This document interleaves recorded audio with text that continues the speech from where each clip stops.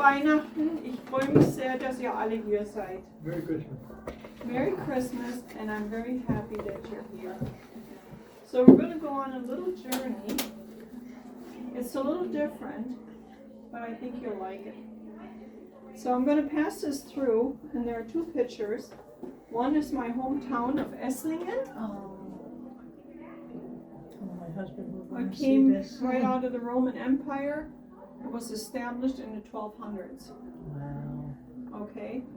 Here in the front you see the Christmas market. They're all over Germany. They're fun to go to.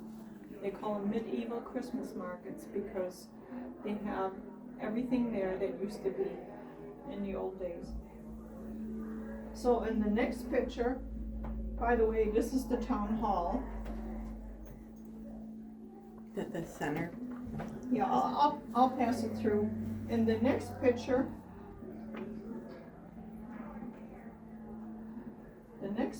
is called a timber building. Okay, and this timber building is the oldest building in Germany, and it is in my hometown. It's very historical, my hometown. And it was built circa 1228 to 1231. Of course, they had to do some repairs on windows and stuff, but the one thing that I like about Europe, they keep the old things in great shape because they value them. They just don't plow them over. So there's a lot of history there. So this is the house, and this is the town. If you want to pass it along, get a little better look at it.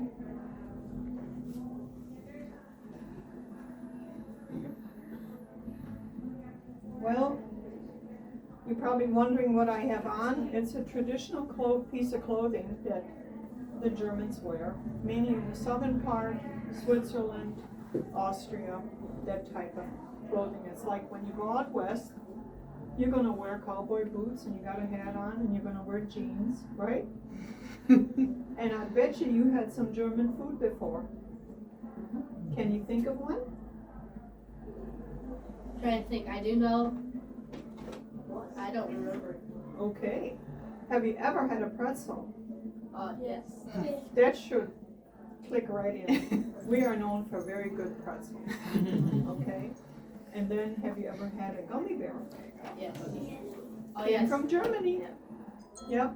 Those are yummy. So you're familiar with that. But one of the things I like to encourage you to listen to is my little spiel here about different things and what they meant to us and where they came from and how our Christmas came about in my house when I was a little girl, which was a long time ago. Okay? So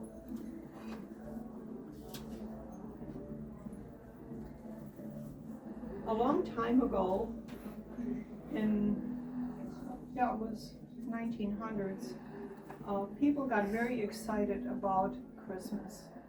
And they actually took chalk and made marks on the doorposts or on the wall to count the days down to Christmas. So it went on for quite a while, and then finally a newspaper or a publisher came up with a regular calendar to count down the Christmas days, and they made it an Advent calendar.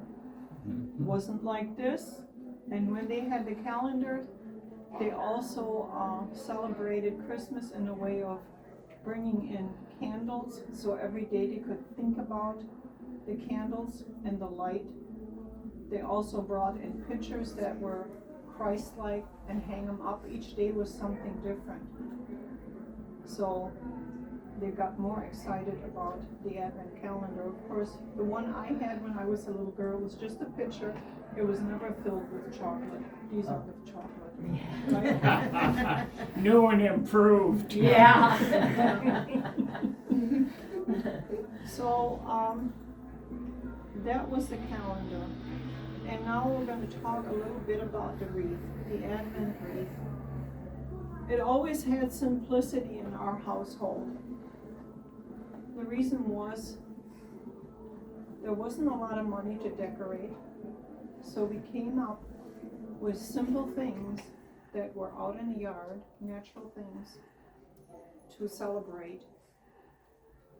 The wreath came about 1800s, and how it got started was there was a Lutheran minister. He was working at a children's mission, and he had an idea of making a wreath. What he did is he took a wheel off a cart and placed it, I don't know where he placed it, but let's say he just placed it on the table. And inside the wheel he put in 24 red candles and 4 white candles, larger ones. So every day the children could light one light and focus on Christmas and what it's all about until Christmas came. But the wreath itself actually then kind of spread it out, and people started using greens. Some went with evergreen type of greens, and some used holly. When they used holly, because it's a little prickly, they also thought about the crown of thorns that our Lord Jesus wore. Very hard for me. But what we represent here is the never-ending circle, the never-ending love of our Lord Jesus Christ, everlasting life. The berries that they picked and put into the wreath have also a significance. The blood that he shed for us.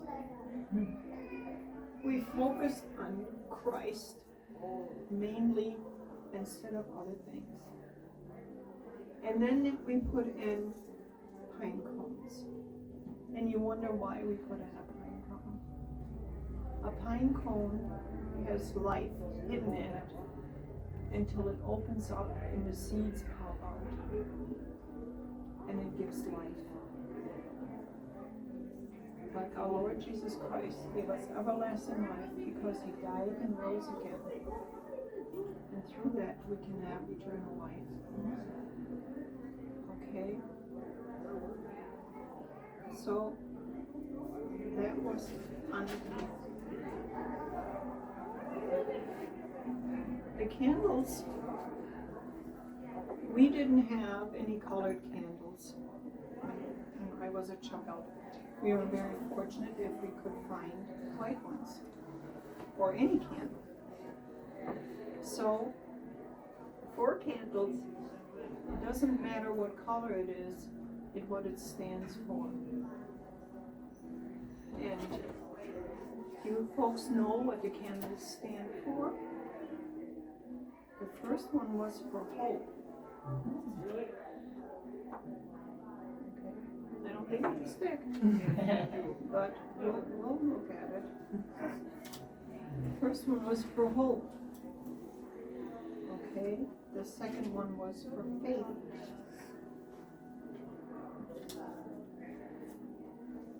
The third one was for joy. And the fourth one was for peace.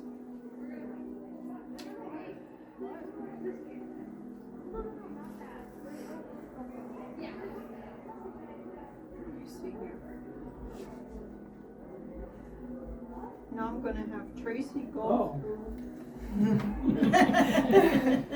No, Tracy's going to go through the wreath with the candles, more in depth of what that is all about. Let me ask you a question.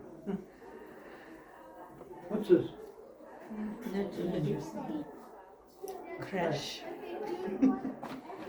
Anybody ever hear the word nativity? Uh-huh. You know what the word nativity means? New It means birth. where I was born. It means the situation in which I was born.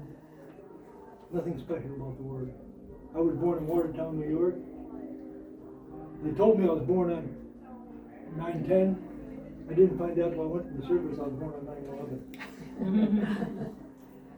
Anyway, by the way, they just celebrated a big disaster that day. But it's basically just the situation that Jesus was born in and where he was born. Basically what the nativity is. And so, I don't know how many of you use a Bible. I'm not going to tell you, I'm not going to read from the King James. But I would like to celebrate a little bit about the coming of Jesus. Because throughout the Old Testament, what they call the Old Testament, the Bible that was before Jesus was born, throughout there was constant verses that looked forward to the coming of the Messiah. They call him the Messiah. We call him Jesus Christ. And I'd just like to point out to you two of them that tell you where he was going to be born. And that's in Micah 5:2, if you happen to want to look it up. And the other one is in Matthew 1:23. Why Matthew 1:23? Because Matthew 1:23 says that he is God with us. And that's a reference to something that was said in the Old Testament exactly in Isaiah. So the verses are a prediction. Now, I became a Christian because of prophecy. Because I was watching, believe it or not, I was watching The Late Great Planet Earth on HBO. You wouldn't think the two of them go together, but they do. Anyway, it made me interested in understanding what the Bible was saying. And so I started looking at prophecy and found out they're all fulfilled. There's not one prophecy in the Old Testament that hasn't been fulfilled. Either has been fulfilled or will be. Anyway, so the first candle is hope. What is hope? You ever think about hope? How many of you ever had a hope for something? Because you didn't have it yet. Okay? You're going to get it at some It's point. coming, but you don't have it right now. So you have the first candle is hope. It's what you're planning on. It's a prophecy candle in the memory of this man named Isaiah. And he made a hope that one of these days a child is going to be born of a virgin. And when that child is born, it's going to be who they called the Messiah. Now we call him Jesus Christ. But in the same time, it says God with us. This is God with us. The second candle is a candle of faith. Faith, it tells us in the book of Hebrews, is the things hoped for, but the evidence of things not seen. In other words, it's saying to us that we have a hope. We have something that's coming. We know it's coming. There's no doubt in our mind that it's coming, but we haven't seen it yet. Okay? That's what faith is. Faith is not believing I have money in the bank or the check's on the way. That's not faith. Faith is believing in something you don't have and you haven't even seen it. The third candle is a candle of joy. And if you remember, when the shepherds were in the fields, and the angels came to the shepherds. Now, who did they come to first? They came to the shepherds. Where was Jesus born? Jesus was born in a stable.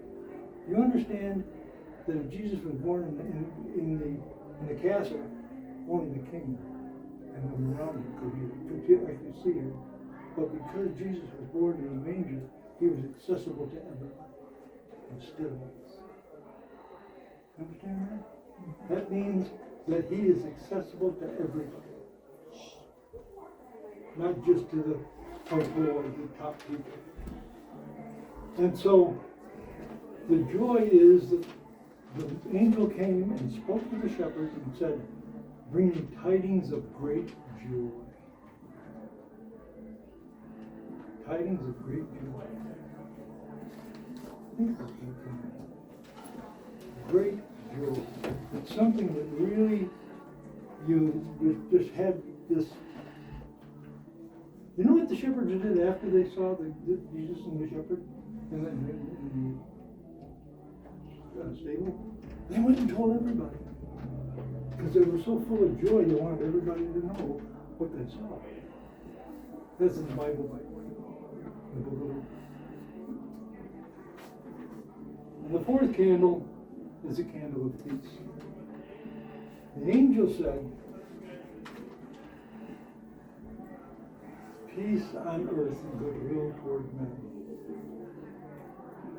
And the peace comes with us with God. It's not the war. It's the peace that we have with God through Jesus Christ. This child that was born had to be birthed, and all the things you do with a baby. He was raised as a human being. Think about that. He could have come as the great Messiah and destroyed the Romans, but he didn't. He came as a human being and lived his life as a human being. And yet, at the same time, he brought with him, through our recognition of him and who he is, peace with God. And I want to tell you something. My wife and I were missionaries. We discovered something as missionaries, that maybe people don't know who Jesus is, but God has placed in their hearts something that will help them to be saved. He tells us that in Ecclesiastes 3:11, by the way, if you want to look it up. In Ecclesiastes 3:11, it says this. It says that not only has God made everything beautiful, but he has put eternity in their hearts. That means that everybody has just a little bit of something in their culture that allows them to have peace with God. And don't forget, when we light these candles, we remember that Jesus is the light of the world. So that's how we looked at our wreath. Now I want to show you something fun, because most of you probably have never seen it or experienced it.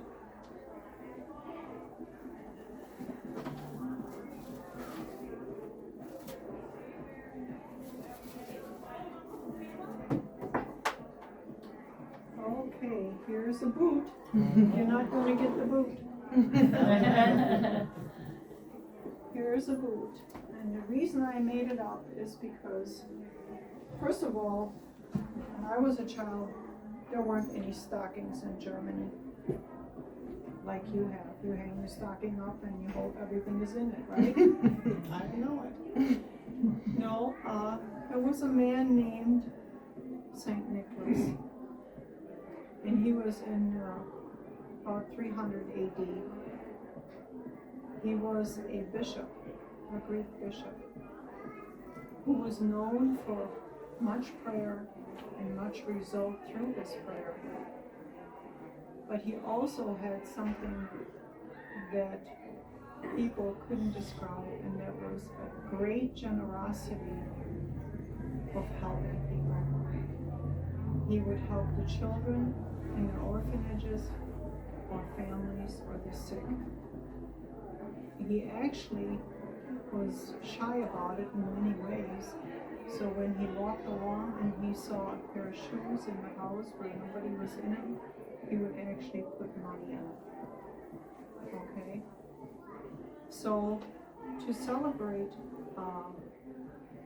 St. Nicholas, what they started doing in Europe is to have the children on December 5th take their shoes and set them outside of their room, their door, but they have to be clean. You have to polish them, otherwise. Gotta do a little work. Yeah. So they would put their clean shoes or boot, whatever they wanted, outside their room. And what will happen is during the night, it would be filled with goodies. Knowing your parents did it, but it was a memory of a man that was generous and kind. And what they used to put in was mainly nuts and fruit, sometimes chocolate, and some really fake money made out of chocolate. Guilt. I like this. Guilt. So there you go. So we would get this on December 6th, and that would excite us towards Christmas. So the other thing is, yeah, that's over. One of the things that I want to talk about a little bit is our Christmas tree. In Germany, where I grew up, the tree was something special. And it wasn't put up 6 weeks before or 2 weeks before. It was put up Christmas Eve morning. My mom would close the door. We couldn't go in it. And they would deck that room out and the tree with real candles and with cookies that had ribbon on it and with berries or chocolates, all kinds of stuff that would hang on the trees, including like gingerbread cookies that were covered with chocolate. You would hang them on the tree and leave that there. And then you would take a chocolate like this here and hang that on the tree. The tree would be decked out with a lot of candy. Okay, so Christmas Eve came along, and late afternoon, my mom would serve us a really nice meal. Usually very simple. She was a great cook, so we had mainly potato salad, which is a quick meal, and schnitzel. Those are good cutlets. So we had that, and then after that, we would light the Christmas tree, and the kids could take their gifts that were under the tree out and open them up. Mainly my gifts were homemade.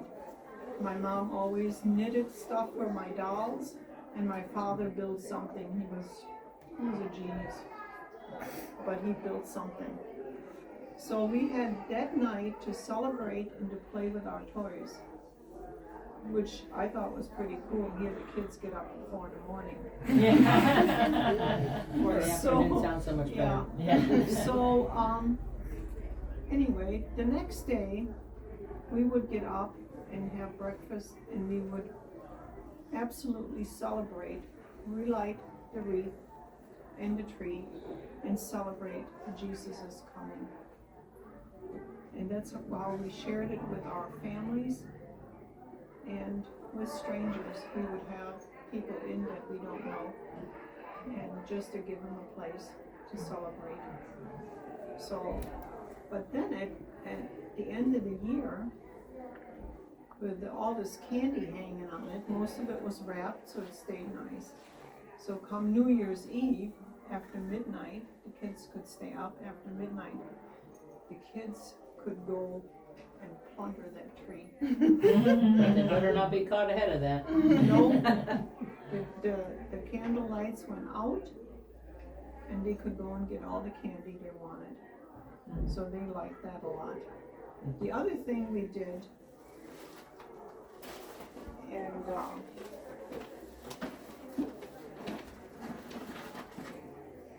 we also had what you call paper plates, but we call them bunten Teller.